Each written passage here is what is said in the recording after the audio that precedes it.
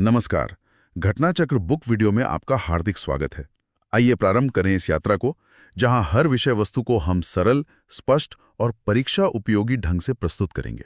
सरकारी नौकरी के एग्जाम्स में मेंसुरेशन यानी क्षेत्रमिति के सवाल देखकर अक्सर लगता है कि ये कितने मुश्किल हैं। अगर किसी को ऐसा लगता है तो वो अकेले नहीं हैं। चलिए आज इसी मुश्किल को एक मौके में बदलते हैं और देखते हैं कि इस टॉपिक को कितना आसान बनाया जा सकता है। हाँ, ये एक आम बात है। कई लोगों को लगता है कि ये सवाल ना सिर्फ मुश्किल होते हैं बल्कि बहुत सारा कीमती समय भी ले जाते हैं, और एग्जाम में समय का दबाव तो वैसे ही बहुत होता है। लेकिन सोचिए, अगर हम इन्हें सवालों की तरह देखें ही ना, मान लीजिए ये सब सिर्फ दिमागी पहेलियां हैं। और सबसे अच्छी बात क्या है पता है? हर पहेली को सुलझाने के लिए एक खास चाबी होती है। वो चाबी है एक फॉर्मूला या एक सही कॉन्सेप्ट। तो फिर देर किस बात की, चलिए अपनी पहली पहेली की तरफ बढ़ते हैं। हम शुरुआत करेंगे सर्कल्स यानी वृत्तों की दुनिया से और देखेंगे कि इनकी पहेलियों के ताले कैसे खोले जाते हैं। सर्कल से जुड़ी कोई भी पहेली हो, उसे सुलझाने के लिए बस ये दो मास्टर चाबियां हैं। पहली एरिया यानी क्षेत्रफल का फॉर्मूला और दूसरी सर्कमफेरेंस यानी परिधि का फॉर्मूला। बस इन्हें ध्यान में रखना है। तो ये रही हमारी पहली पहेली। हमें एक सर्कल का एरिया दिया है और उसकी परिधि पूछी गई है। हमारे पास दो चाबियां तो हैं, पर सवाल यह है कि पहले कौन सी चाबी इस्तेमाल करें। यहां पर एक छोटा सा ट्विस्ट है। हम सीधे परिधि का फॉर्मूला नहीं लगा सकते। पहले हमें दी गई जानकारी यानी एरिया का इस्तेमाल करके रेडियस मतलब त्रिज्या का पता लगाना होगा। दूसरे शब्दों में, एक चाबी हमें दूसरी चाबी तक पहुंचाएगी। तो जैसा कि यहां देख सकते हैं, हमारा सॉल्यूशन दो आसान स्टेप्स में है। पहले स्टेप में हम एरिया की वैल्यू को फॉर्मूले में रखकर रेडियस निकालते हैं, जो आता है 2.8 मीटर्स। फिर दूसरे स्टेप में इसी रेडियस को परिधि के फॉर्मूले में रख देते हैं और बस हमारी पहेली सुलझ गई। और ये रहा हमारा सही जवाब, 17.60 मीटर्स। देखा, जब हम प्रॉब्लम को छोटे छोटे स्टेप्स में तोड़ते हैं और सही चाबियों का इस्तेमाल करते हैं तो सब कितना आसान हो जाता है। अच्छा, यहां एक और बहुत जरूरी कॉन्सेप्ट है। हमेशा याद रखिए, जब भी कोई पहिया एक पूरा चक्कर काटता है तो वो ठीक अपनी परिधि यानी सर्कमफेरेंस के बराबर दूरी तय करता है। यह बहुत सिंपल लेकिन काम की बात है। चलिए अब सर्कल से आगे बढ़कर स्क्वायर्स यानी वर्गों की दुनिया में चलते हैं। यहां एक मजेदार चीज देखने को मिलेगी कि कैसे कभी-कभी एक ही ताले को खोलने के लिए दो अलग-अलग चाबियां हो सकती हैं। हमारी अगली पहेली ये है।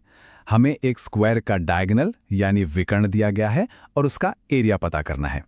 अब इसे सॉल्व करने के दो रास्ते हैं। हमारे पास दो मेथड हैं। पहला तरीका थोड़ा लंबा है, जिसमें हम पहले साइड की लंबाई निकालते हैं और फिर एरिया। लेकिन दूसरा तरीका एक स्मार्ट शॉर्टकट है। हम सीधे डायगोनल का इस्तेमाल करके एक ही स्टेप में एरिया निकाल सकते हैं। और यहीं पर कॉम्पिटिटिव एग्जाम्स का सारा खेल है। सही जवाब जानना तो जरूरी है ही, लेकिन सबसे तेज और सही चाबी जानना हमें दूसरों से आगे कर देता है। इससे हमारा कीमती समय बचता है, जो आखिर में सफलता की कुंजी बनता है। जवाब तो दोनों ही तरीकों से एक ही आएगा, 200 स्क्वायर मीटर। लेकिन एक स्मार्ट एस्पिरेंट हमेशा सबसे छोटा और सबसे इफेक्टिव रास्ता ही चुनेगा। अब तक हमने जो लॉजिक सीखा है, प्रॉब्लम को समझना, सही चाबी यानी फॉर्मूला ढूंढना और उसे लागू करना, ये सिर्फ सर्कल्स या स्क्वायर्स के लिए नहीं है। ये एक यूनिवर्सल तरीका है जिसे किसी भी ज्योमेट्री की पहेली पर लगाया जा सकता है। चलिए एक और दिलचस्प पहेली देखते हैं। ये सवाल एक गोले यानी स्फीयर के बारे में है और देखने में थोड़ा मुश्किल लग सकता है, पर घबराना बिल्कुल नहीं है।